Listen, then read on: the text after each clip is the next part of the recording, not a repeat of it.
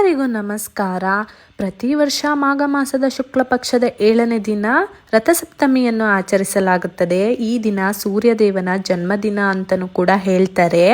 ಈ ವರ್ಷ 25ನೇ ತಾರೀಕು ಭಾನುವಾರ ಬಂದಿದೆ. ಈ ದಿನ ಎಕ್ಕದ ಎಲೆಯಲ್ಲಿ ಸ್ನಾನ ಮಾಡೋದು ತುಂಬಾನೇ ಒಳ್ಳೆಯದು. ಎಕ್ಕದ ಎಲೆಯಲ್ಲಿ ಸೂರ್ಯನ ಕಿರಣಗಳನ್ನು ಹೀರಿಕೊಂಡಿರುತ್ತದೆ ಮತ್ತೆ ಚರ್ಮದ ಸಮಸ್ಯೆಗಳು ನಿವಾರಣೆ ಆಗಿರುತ್ತದೆ. ಈ ಎಲೆಯನ್ನು ನಮ್ಮ ದೇಹದ ತಲೆ, ಭುಜ, ತೊಡೆ, ಪಾದದ ಮೇಲೆ ಇಟ್ಟು ಸ್ನಾನ ಮಾಡಿದರೆ 7 ಜನ್ಮ ಪಾಪ ನಿವಾರಣೆಯಾಗುತ್ತದೆ.